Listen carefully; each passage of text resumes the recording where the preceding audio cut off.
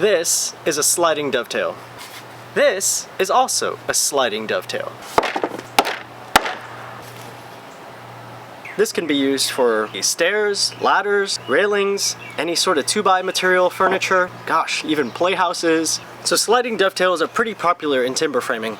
All these dovetails that you see here are for a loft ladder that we're installing in a cabin, which is timber framed.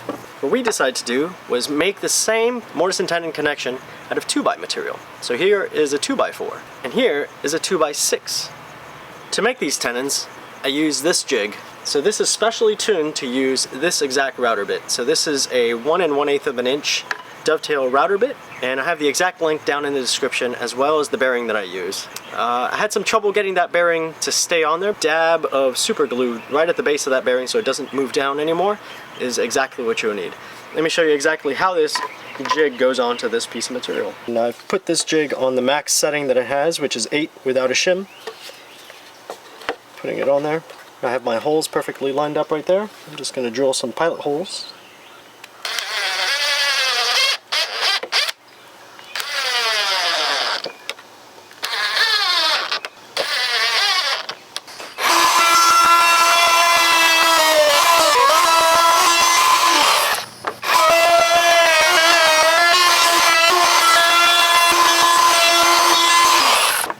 So now this tenon is done.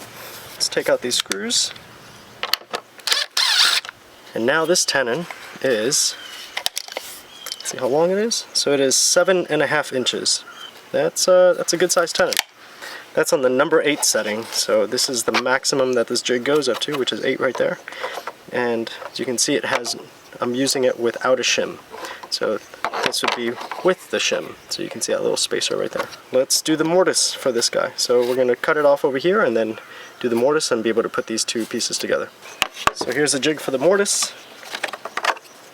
I'm going to set it up on the same configuration as for the tenon.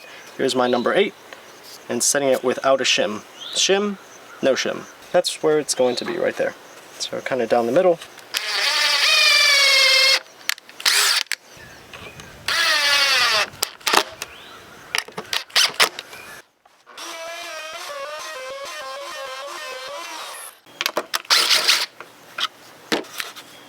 There it is. Now let's cut the tenon so we can actually fit it in there. So I'm going to be a little dramatic about this because I don't necessarily need to cut it to exactly here. I can cut it down here. Let me show you.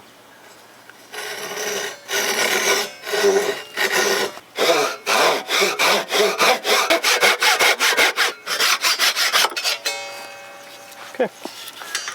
So now we just got to take off that material right there.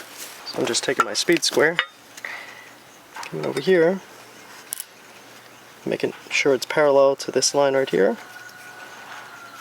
Put my line on there. I already put it on the other side. So there's my line, there's my line. Now all I need to do is rip cut that.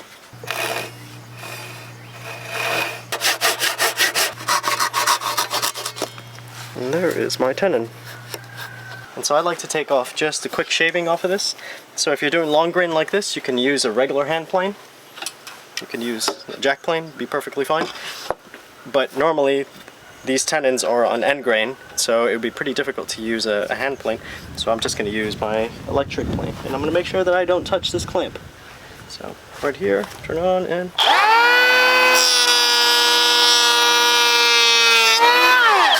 And just one pass should be fine. Recording this, so this is the first time this joint goes together. So let's see, like that.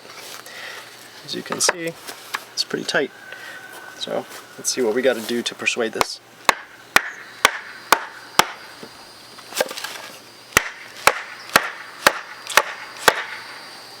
Holy smokes. Now that is nice. That is pretty cool. And yeah, I mean, super strong joint, has almost no wiggle whatsoever. It's not moving at all. So for the 2x4, I put it onto the number 3. So on the back, there's a numbered scale. And you can see I set my stop at the number 3 over here. There's a tenon, we're going to do it on the other side. The jig just slides on, and it has these two little prongs at the bottom that hold it onto that 2x material. And all you got to do is just make sure that it's centered and running up and down. You can put these jigs onto any 2x material, fully adjustable up to about 8 inches. So if you have a 2x10, that's probably going to be your limit. Just remember, that's still an 8-inch tenon. Let me show you how these guys go in. I've tested these quite a bit already. I've played with them. They slide in much easier than they did on the first time. So you can see they slide in. It has a little bit of tension. Now we can just push it down. And actually, I still need to hit it down. So I'm gonna use this 2x4.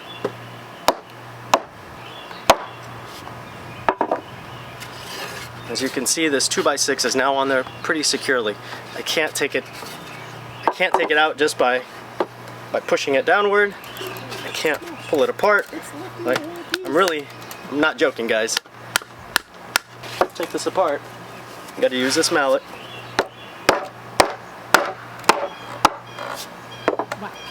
There it is.